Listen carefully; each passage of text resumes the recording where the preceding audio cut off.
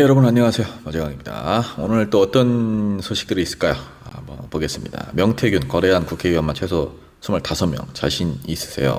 지난 2021년 4월 7일 서울시장 재보궐선거 하루 앞둔 시점 김종인 당시 국민의힘 비상대책위원장이 서울대치역에서 유세차에 올랐고요. 당시는 여론조사 공표 금지 기간이었고 취재진의 관심은 김 비대위원장의 판세 분석에 쏠렸죠. 지지율 격차가 많으면 많을수록 좋겠지만 두 자릿수 격차는 나올 것 같다. 오세훈 후보가 승리한다는 것은 확실히 말씀드릴 수 있다라고 밝혔고요.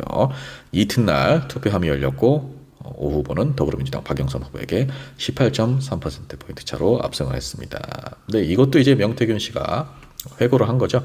김종인 매직을 내가 했다. 김종인이 나와서 오세훈이 많으면 19% 정도 이길 것이라고 숫자를 맞췄다. 어떻게 맞췄을까? 김종인 위원장이 아침 6시면 전화가 왔다. 하루에 대여섯 번은 기본이었다. 명태균 씨는 자신이 운영하던 미래한국연구소를 거쳐 공표용 여론조사는 물론 후보자 전략참고용 자체조사를 다소 진행한 바가 있는데 이 조사가 당시 김종인 비대위원장에게 전달이 됐고 예측도 적중했다는 설명이죠.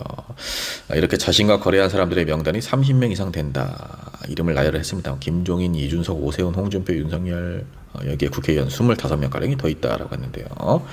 이름만 들으면 알만한 유력 정치인들이다라는 거죠. 그 사람들을 다 만났는데 정치인들이 공부는 안 하고 국민들 선동만 한다. 대한민국에는 판 짜는 사람이 없다. 김종인 위원장이 갑자기 판을 짠 것도 내가 짠 거다. 그게 하루아침에 됐겠느냐. 명태균 씨 도움을 받은 정치인들이 최소 25명이라는 겁니다. 지금 뭐 이름만 들어도 어마어마합니다. 국민의힘 경선에서도 하태경 의원에게 본인이 조언을 했다. 그리고 윤석열 대통령 도리도리 있죠. 그것도 부동시 그걸로 이제 포커스를 좀 전환을 시킨 것도 다 본인 덕이다라는 건데 그렇게 해서 이제 여론을 잠재웠다라는 거죠. 아주 뭐 만능 브로커입니다. 이분은 도대체 뭘까요? 명태균 씨는 정치 컨설턴트입니까? 아니면 브로커입니까? 뭡니까?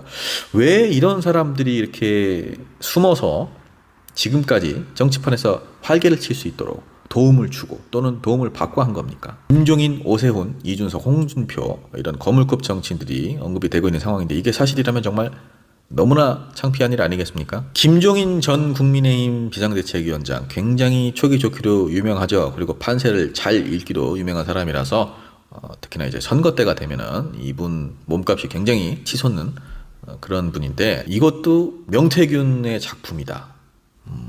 국민들이 정말 속은 겁니까? 저는 이번 일을 계기로 해서 지금 언급된 사람들 있지 않습니까? 대통령 부부뿐만 아니라 오세훈 시장, 이준석 대표, 김종인 전 비대위원장, 홍준표 시장 이런 사람들까지 전부 다 제대로 조사를 해야 된다고 생각해요.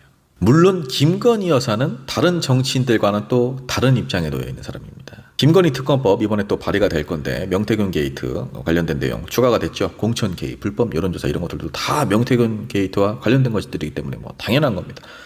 이재명 대표를 또 물고 늘어지고 있어요. 이 사람들은. 이재명 대표 방탄이 아닙니다. 이거는. 그런 차원의 문제로 접근할 게 아닙니다. 이거는 정치적인 공방이 아니에요. 이번 명태균 게이트와 그리고 그동안 있었던 김건희 여사 관련된 문제들은 제가 봤을 때는 최순실 국정농단 그 이상입니다.